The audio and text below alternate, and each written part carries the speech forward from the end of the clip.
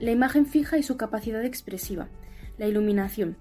Con la iluminación podemos transmitir la sensación de profundidad al espectador. Se puede definir como el arte de crear espacios, ambientes o situaciones mediante la luz. La iluminación tiene una doble función. La función técnica, que es hacer que la escena dé la suficiente cantidad de luz como para que podamos registrar la imagen con la cámara.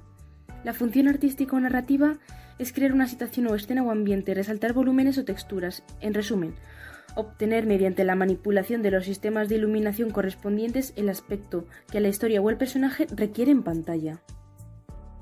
Luz dura y difusa. La luz dura produce fuertes sombras y crea altos contrastes, mientras tanto que la luz difusa procede de grandes superficies iluminantes y hace visible el detalle de las sombras, haciéndolas muy suaves o eliminándolas totalmente. De la fuente al sensor, la ruta de la luz. Es el proceso que sigue la luz desde que es emitida por una fuente luminosa hasta que es procesada por el ojo y el cerebro, dando lugar a la visión. Tiene 4 fases. La fuente luminosa emite con una intensidad y se mide en candelas. La siguiente es una emisión de luz o flujo luminoso, se mide en lúmenes, LM. La tercera llega desde la superficie iluminada como iluminancia y se mide en lux. Y la última es reflejada al ojo o a la cámara como luminancia, se mide en nits o candelas por metro cuadrado. La luz natural. Cuando hablamos de luz natural hablamos de la luz solar, a pesar de lo cual esta no deja de ser la más común y quizás la más complicada de manejar, porque precisamente somos nosotros los que nos tenemos que amoldar a ella. La luz artificial. Desde el punto de vista del fotógrafo solamente existen 2 luces aparte de la solar, la continua y la de flash. La energía de las luces LED es 300% más eficiente y las mismas luces fluorescentes que son a su vez un 70% más eficientes que las lámparas incandescentes. Las fuentes de luz artificial. Podemos encontrar la incandescencia, la descarga o HMI, la fluorescencia, las LED y las flash. Podemos destacar que la descarga o HMI son las más utilizadas en la iluminación espectacular, las del cine o las de la televisión. Triángulos básicos de iluminación. El esquema básico para iluminar el rostro humano se basa en modelar el objeto utilizando 3 fuentes de luz. Y tenemos que destacar que las sombras son esenciales en estos aspectos. Destacamos también la disposición más básica, consiste en la luz principal más un relleno. El contraluz sirve para separar el pelo oscuro de un fondo oscuro, delimitando la silueta. La fotografía y su evolución como lenguaje, corrientes y autores más importantes. La fotografía nace en la segunda década del siglo XIX, como resultado de la convergencia de 2 descubrimientos, la cámara oscura y la fijación de imágenes mediante sustancias sensibles a la luz. En 1816, Thomas Nightford obtiene la primera imagen sobre papel y en 1826 realiza la primera heliografía con betún de Judea, pero no consigue obtener una imagen positiva hasta que en 1839 se asocia con Daguerre y surge el daguerrotipo. La fotografía, tal como la hemos conocido hasta la revolución digital, el proceso negativo-positivo se debe al inglés William Fox, que inventó en 1840 el calotipo, la cual es la imagen positiva que se conseguía copiando por contacto el negativo obtenido en la cámara. El sistema se impuso rápidamente, pues además de obtenerse una imagen positiva, permitía realizar copias. Primeros pasos de la fotografía. En el campo del retrato podemos destacar a Julia Margaret Cameron, que descubrió la fotografía a los 48 años. Otro fotógrafo retratista por excelencia sería Gaspard Félix, también conocido como Nadar, que inmortalizó a la alta sociedad de París de la época.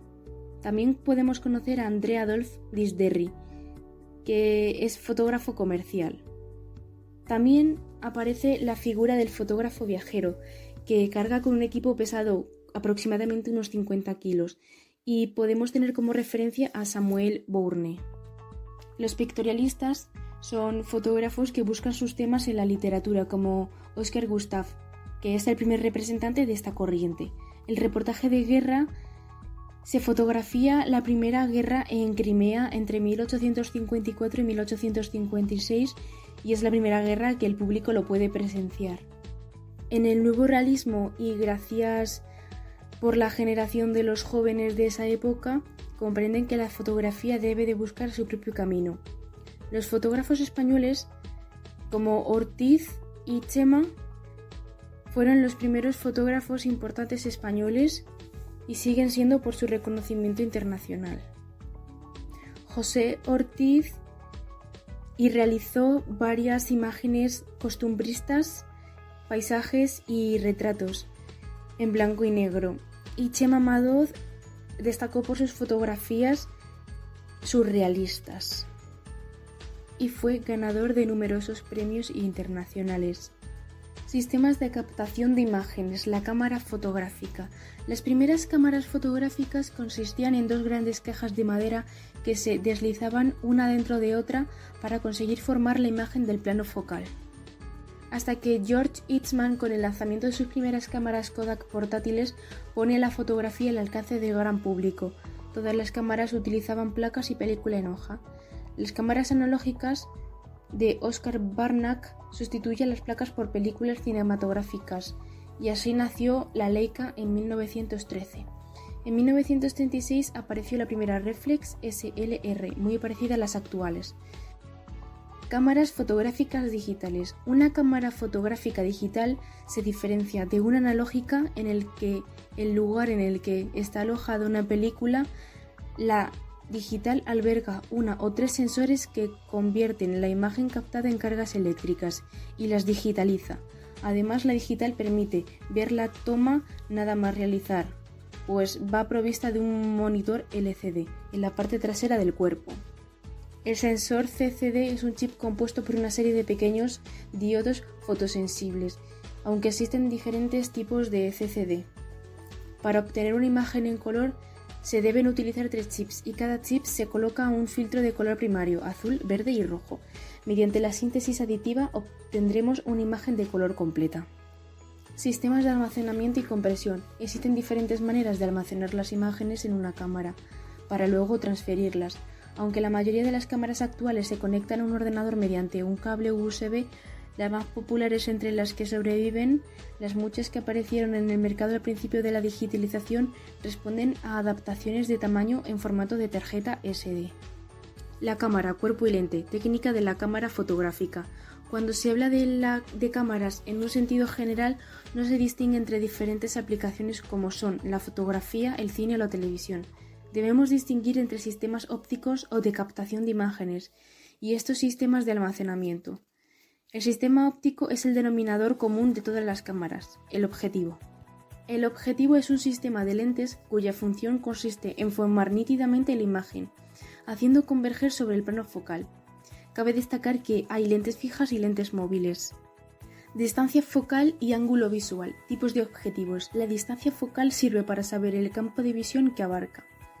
Sus características principales son objetivo normal, su ángulo es el del ojo humano. El gran angular, su mayoría ángulo de cobertura, por tanto forman imágenes más pequeñas y abarcan más campo.